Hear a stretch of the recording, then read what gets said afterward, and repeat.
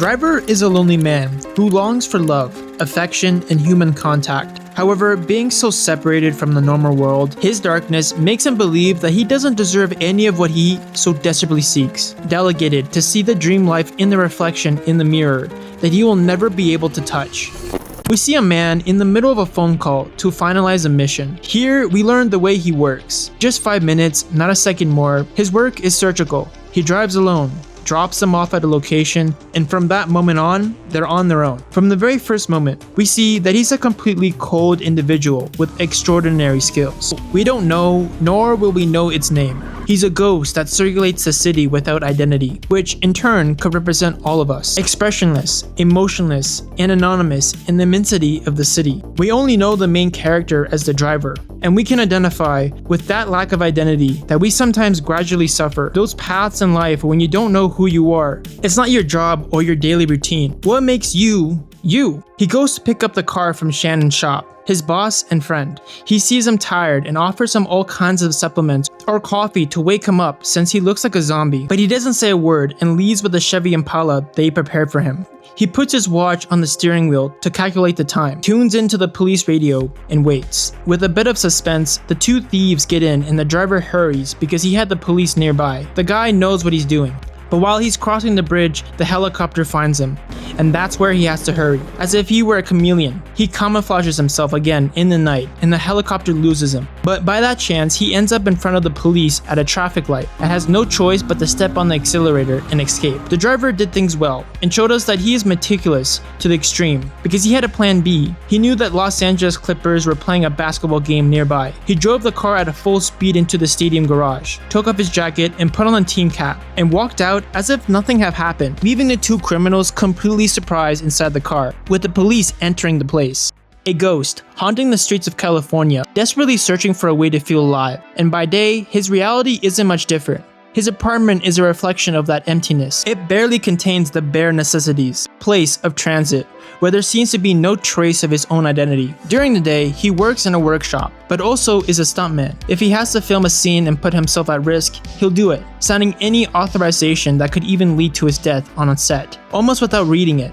This is the facade of our character, what we first learn about him. But from here, the film is a journey into his inner self, breaking down all those barriers and revealing who he is behind this tough exterior. It will also be a journey towards change, the origin of which lies in the relationship that develops between him and Irene, a girl he often runs into since they live in the same building.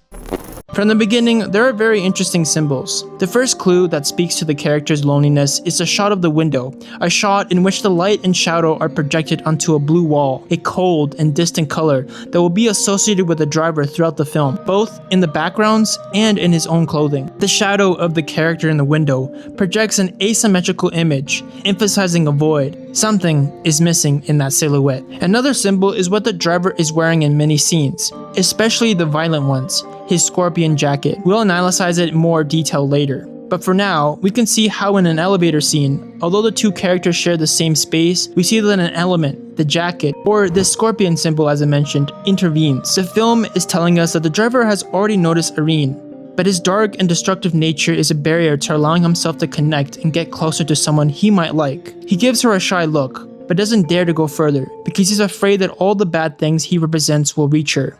The next day, he goes to the supermarket, and while walking through the aisle, he runs into Irene again. When he can cross paths with her, he has the possibility of that beautiful connection before him, but he prefers to let it pass and continue on his way. In fact, it is not until the situation truly compels him to approach her that we have the first connection, a situation of distress and help. Before leaving, he's forced to interact with her because his car is just broken down. So, he not only drives them to their building, but he also helps them carry their groceries. The driver senses something, and they start talking, when all of a sudden he notices a photographer of a man in the mirror. She explains that it's Pensio's father, Gabriel, who is currently in prison. With the driver reflected in a small mirror, which holds a photo of Irene's family, it shows us how the driver felt like an intruder in her life. The predominant color in the shot is red, because the driver is associated with blue. Irene will have the red of love and passion, which she represents for a cold character like our protagonist. And right after, we also have the contrast of two shots that reinforce this idea.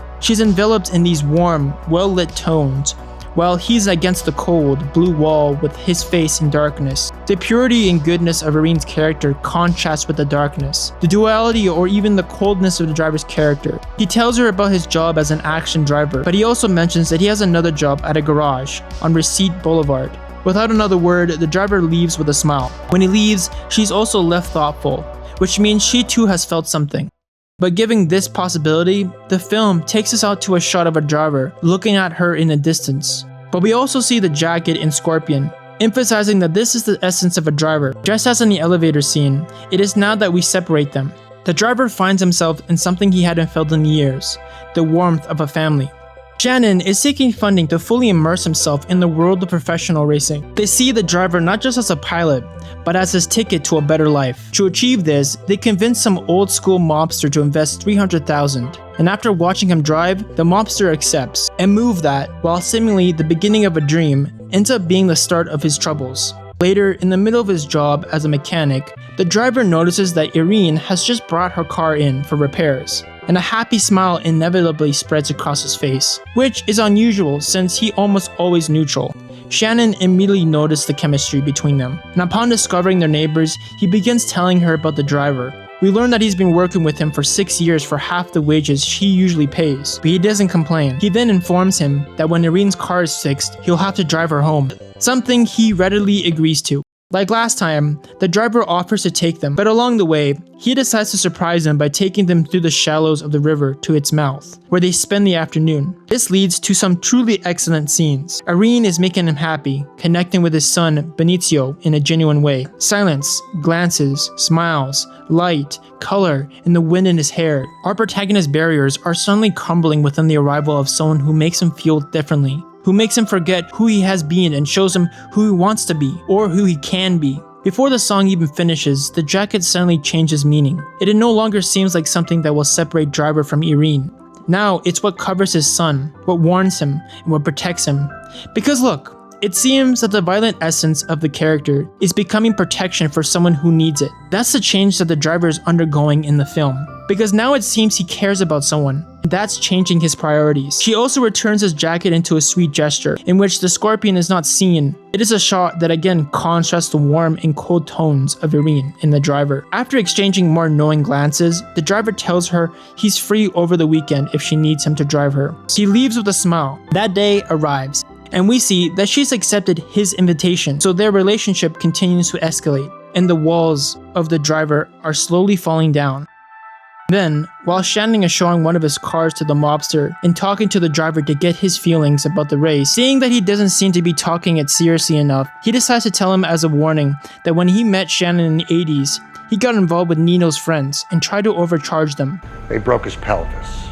Later that night at Irene's house, everything seems to go really well. Driver is watching a movie with little boy, and the man asks him who the bad guy is in the movie. He's a shark. There's no good sharks? No.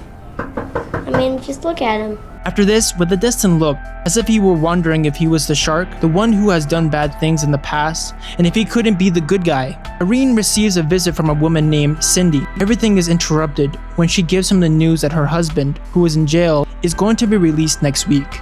There, he literally goes from smiling to returning to that state of seriousness with which he had known him. Everything was going really well, but it's time to wake up.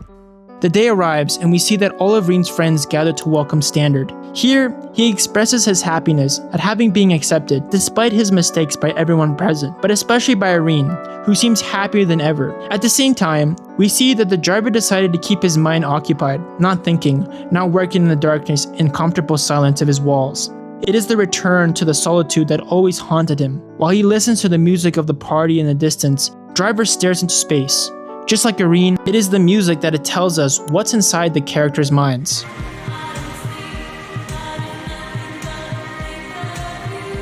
When he steps out into the hallway, he runs into Irene, sitting on the floor. They exchange affectionate glances, and suddenly Standard appears. He presents himself with a small possessive confrontation over his wife and son, taking what is his and being grateful for the attention they give him when he was not there. He thanks him for taking care of his family. It's an awkward moment, but it's precisely there that the reality begins to unravel. The driver goes for a drive to clear his head and decides to have a quiet meal, but a man approaches him. He recognizes him for a robbery a year ago. The man explains that after him, they hired another driver, but because of him, the police caught him, and his brother died. Now that he's free, he wants to be his driver for a new job. Without hesitation, the driver tells him to get lost, warning him that if he doesn't leave, he'll beat him up. That same night, when the driver returns to his building and is parking, he noticed two thugs leaving the place. Upon further investigation, he discovers that Standard was beaten up by them, all while Benicio watched. Driver is with Benicio and calms him down instead of helping Standard, who's just been beaten up. It gives the impression that he prefers to protect someone innocent and that he knows guys like Standard all too well. Although it's true that Standard isn't portrayed as a bad guy. He's someone who has made a mistake, someone who's seeking redemption, and who has now gotten himself into a mess he didn't ask for. It's just a debt for protection in jail, and now that he's out, they want to force him to rob a jewelry store, or his debt with very high interest rates continue to increase. He's just been brutally beaten in front of his own son, and the worst part is they left a bullet for a boy as a death threat. Standard is paralyzed. He doesn't have the tools to confront these people, and it's at that moment that the driver understands that if he doesn't act, Irene's world will be destroyed. To save Irene's world, the driver decides to get his hands dirty and returns to what he does best. As a thank you, Irene and Standard invite him to a lunch. It is here that Standard mentions to his son that he met and won over his wife at a party when she was 17 years old. And a year later, Benicio was born. The driver steals a car and Standard takes driver to the negotiation where they discuss the plan. A redhead will join them as a witness to the entire process. Standard is nervous, but the driver maintains his exposure and ensures to the mafia boss that once the theft is done, the debt will be paid. This is what unleashes the spiral of violence that will last until the end of the film. The day of the heist arrives. The whole team starts doing their part. The driver waits, but it's daytime. He's emotionally involved with the crime and breaks his rule of waiting 5 minutes. The driver, who's waiting outside, notices a strange car has just arrived. Moments later, the first to get out of the car is a redhead woman carrying a large bag of cash. After a few seconds of uncertainty, Standard appears. But before we can go any further, he's shot in the neck by the stone owner, who comes out to keep on shooting. For a moment, the driver thinks about helping him, but seeing that he's dead, he regains his composure and begins to escape at a full speed, thinking it was all a trap. However, his suspicions are confirmed when that mysterious car from before appears behind him, chasing them. It proves to have the same power of his stolen car and manages to ram them a couple of times. But the driver, again, demonstrates his superiority behind the wheel. He starts driving in reverse to distract the other driver, and at the right moment, he changes direction, forcing him to make a maneuver that goes wrong, and he crashes into the traffic sign. The driver and the woman are now safe and sound and are hiding. The driver tries to talk to Irene, but Benicio answers the phone to tell her that his mother is busy because the police has arrived at her house to question her about her husband. Later, thanks to the news, he discovers that the owner has just declared that he didn't see anyone else involved in the robbery. The driver knows this is a lie. He realizes it was all a trap and that they plan to get rid of him and Standard. So he interrogates the redhead intensely. She tells him that she can take him to the boss. The driver tries to calm her down when a sound is heard in the lock, and a shot blows the redhead's head off. The driver acts quickly, lifting the mattress to block the door, hiding behind the corner, and waiting for the man with the shotgun. They stagger, crash into the bathroom, and the window shatters. He grabs a shower pipe and injures the attacker, splintering blood. The man takes the gun, turns, and fires. The face we had seen as kind just minutes ago is now covered in blood. This is when the Scorpion's most dangerous face emerges, his most ruthless version, and all the darkness that envelops him, the part of his past he didn't want to return to, but which circumstance forces him to confront in order to save himself, and to save Irene and Benicio as well. And then the red stains appear, but it's not Irene's red, that warm, loving red, it's the red of blood and violence. That ominous red of the traffic light when we learn that Standard is returning. And in a brilliant, artistic camera movement and lighting, bloodied, driver returns to the darkness, perhaps to the darkness of his past. Driver did what he did because with the boy and the girl, he felt the love of a family, something that was missing in his so lonely life. They were the only moments where we saw him smile. Faced with the situation of the husband who had recently been released from prison, he mutated. That's why Ryan's situation is complex to explain to his boss. That's why his boss doesn't understand it and says this. A lot of guys mess around with married women, but you're the only one I know who robs a joint just to pay back the husband. Crazy. He goes far beyond having a relationship. In order to have a family and protect it, he did what had to be done. Get that husband freed from the danger that threatened everyone. And now, he has a problem, because the gangsters are going to look for him under the bed. After what happened at the hotel, the driver knows he doesn't have time to wait. If he stays put, they'll come after Irene. So he decides to look for the mobster. The driver locates the mobster in a bar where he arrives with a hammer, which he uses to break his hand upon seeing him. And to get the information, he uses the same bullet he'd given Irene's son as a threat. He puts it in his mouth and makes him swallow it, and he makes it clear that he's not playing around. Before the impassive gaze of the dancers, an indifferent look is a very aesthetic scene. Since the women almost seem to be wishing that driver would embed the bullet into the man's head, he is the man who exploits them, and they won't lift a finger to save him. They won't even flinch.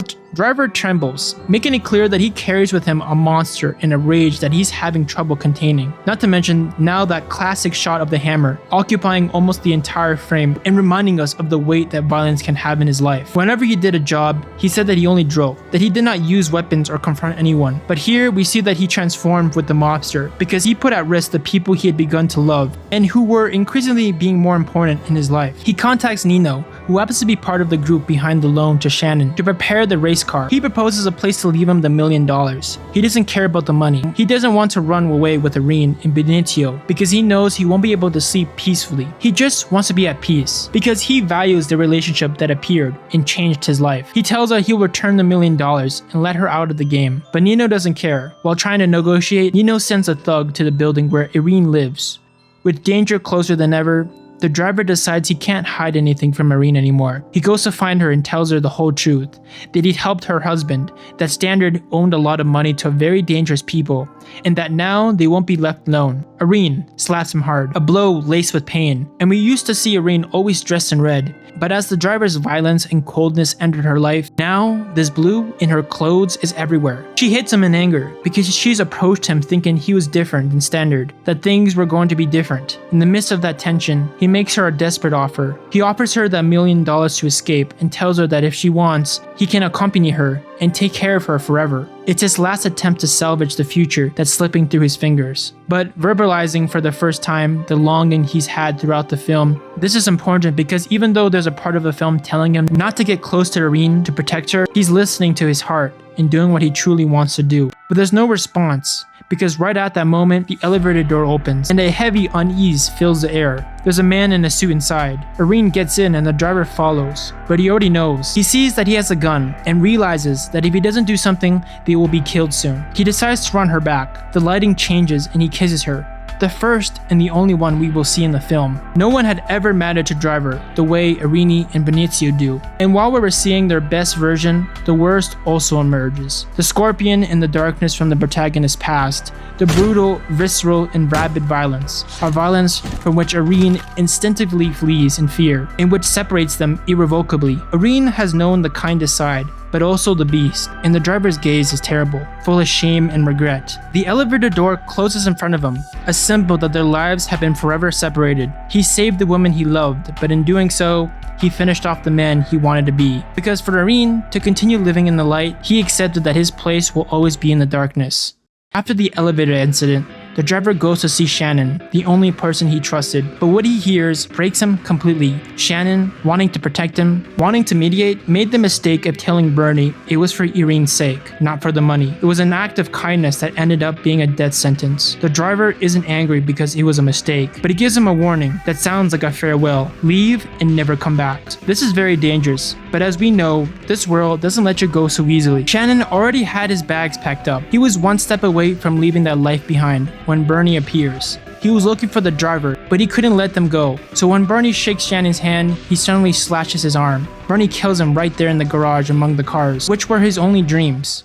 When the driver arrives and finds the body, he's truly alone. There's no one left who believes in his talent. No one who sees him as anything more than a driver. It is at this point that the man finally dies alongside Shannon, so that the ghost can take complete control. Shannon, an ambitious man who could have been a father figure to our driver since he was in the city, he won the affection and fondness of the driver. As shown in the tearful eyes upon seeing his sad departure, the driver puts on the mask he uses in the action scene to attack Nino. Pay close attention, because the symbolism of that mask is very powerful. The film is reminding us that he was the stunt double, the one who did the dangerous scenes, but never the protagonist, for whom he only wore fake masks to pretend to be him.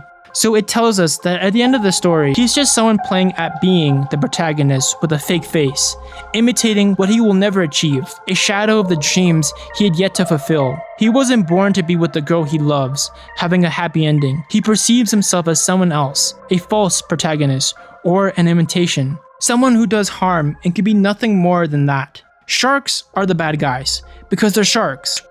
Nino was in a restaurant, sheltered by the lights and the security of his surrounding. While our ghost waited for the right time, outside there was no rush, only a violent patience that consumed itself in the silence of the car. And when they came out later, the driver took advantage and rammed them straight towards the seashore. The scene where he kills Nino is almost like a scene from a horror movie. This is what his whole life has been like, looking at the brilliant lighting in the scene, because it perhaps perfectly summarizes what Driver's life has been like up to this point. Constant darkness with small flashes of light, and one of those flashes was meeting Irene and Benicio, the best thing that has ever happened to him. The driver had unleashed the monster within him so that Irene's world could continue to have light. He kept the blood so that she could have peace.